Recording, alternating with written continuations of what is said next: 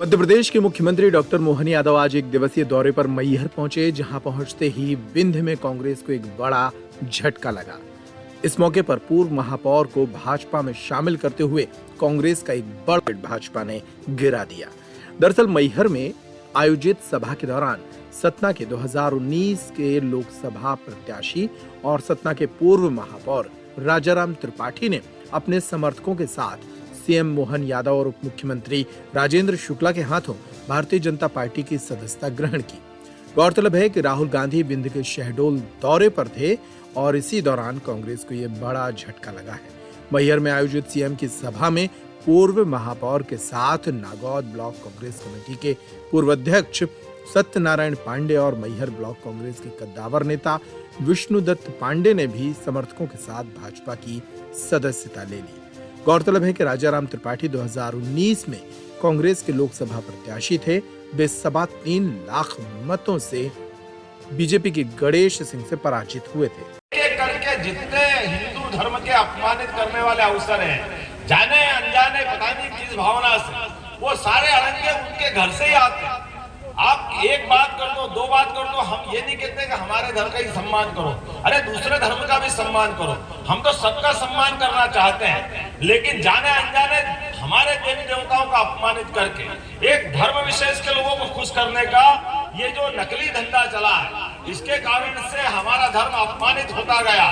लेकिन हमारे बीच बहादुर नरेंद्र मोदी जैसा नेतृत्व है। जोरदार तालियां बजाओ नरेंद्र मोदी जी के लिए, जिन्होंने क्या कहा कि क्या हिंदू क्या मुसलमान, देश के लिए संविधान सबके बराबर है और उसी के साथ साथ जो सुप्रीम कोर्ट निर्णय कर दे उसका पालन सबको करना चाहिए। जिस विषय को देश की आजादी के पहले हमारे देश का बंटवारा हुआ, कौन चाहता था? मैं समझ सकता हूं कि मुस्लिम समाज के लोग भी नहीं चाहते कि पाकिस्तान अलग हो, लेकिन इसी कांग्रेस ने अपने घुटने टेक करके वो जो संतुष्टिकरण की नीति, तुष्टिकरण की नीति, इसके कारण से देश का बंटवारा माना और उसी के साथ साथ देश की आजादी के समय भी ऐसे कई जीवाणु कीटाणु छोड़ दिए जो धारा 370 के रूप में देश में कलंक के रूप में देखते हैं, जिसके कारण 40-40 हजार देशभक्तों को अपने प्राण की कुर्बानी देना पड़ती है। चाहे हिंदू हो, मुसलमान हो, सेना हो, पुलिस का जवान हो, आम नागरिक हो, पर्यटक हो।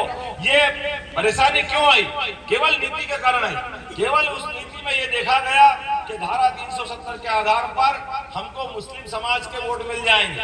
धारा 370 छोड़ो, आगे जाकर के मुस्लिम समाज के सामने जब सुप्रीम कोर्ट ने फैसला कर दिया कि हाँ 3 तलाक का कानून खराब है, इसको बदलना चाहिए। अरे सुप्रीम कोर्ट ने जिस निर्णय को कर दिया, सबसे बड़ी मेजॉरिटी में कांग्रेस की सरकार थी, लेकिन दुर्भाग्य के साथ कहना पड़ रहा, एक दिन एक बात करते कि हाँ हम सुप्रीम कोर्ट के निर्णय को लागू करेंगे। सुप्रीम कोर्ट में आज जो दिए गए फैसले का लोकसभा के अंदर कांग्रेस के वरिष्ठ नेता, अभी केरल के राज्यपाल जो उस समय कांग्रेस के नेता थे, उन्होंने इस बात की अपनी तकरीर की, उन्होंने अपनी बात रखी। उन्होंने कहा कि ऐसे कई मुस्लिम देश है जहां पर 3 तलाक लागू नहीं है, केवल पाकिस्तान जैसे देशों को लेकर के चलोगे अच्छी बात नहीं, लेकिन दुर्भाग्य के साथ कहना पड़ेगा जिनने पाकिस्तान बनवाया उन्होंने पाकिस्तान के आधार पर चलते हुए सुप्रीम कोर्ट के निर्णय को बदलने का, मुस्लिम बहनों की जिंदगी को नर्क बनाने का एक गलत फैसला किया।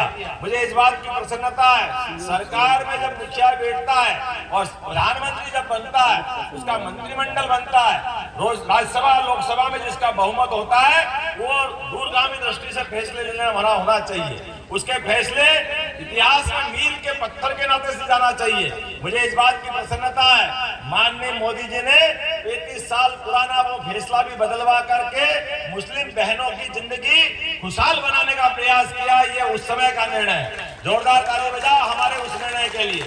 और उतरे ही नहीं, हमको मालूम राम मंदिर की बात करते करते देश में कई बार कांग्रेस के शासनकाल में दंगे हुए, लेकिन जैसे ही सुप्रीम कोर्ट का फैसला हुआ और नरेंद्र मोदी जी ने कहा क्या हिंदू क्या मुसलमान, दोनों भाई भाई है, हम और आप मिलकर के इस देश के अंदर ऐसी मिसाल बनाइए जिसके आधार पर अगर सुप्रीम कोर्ट ने फैसला किया तो पूरा देश मानेगा।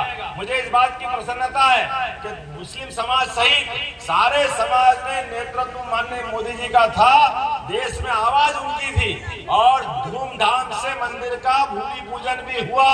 जोरदार तालियां बजाओ। और 2 साल से कम समय में इसी 22 जनवरी को पूरे देश में कोई पत्ता नहीं खड़का और धूमधाम से भगवान राम अपने गर्भगृह में मुस्कुरा रहे हैं। क्या ये वो कांग्रेस नहीं कर सकती थी? लेकिन कांग्रेस जान करके लड़ाना चाहती थी, कांग्रेस भेदभाव करना चाहती थी। और ये इतना ही नहीं, ऐसे कई विषय मैं धन्यवाद देना चाहूंगा, जोरदार ताली बजाओ। और हमारे त्रिपाठी जी का, जिनने कहा कि आज के दौर में भारत को दुनिया में भारत का नंबर 1 देश बनाना है, दुनिया में भारतीय संस्कृति की जय जयकार करना है, तो सक्षम नेतृत्व चाहिए, सक्षम नेता चाहिए।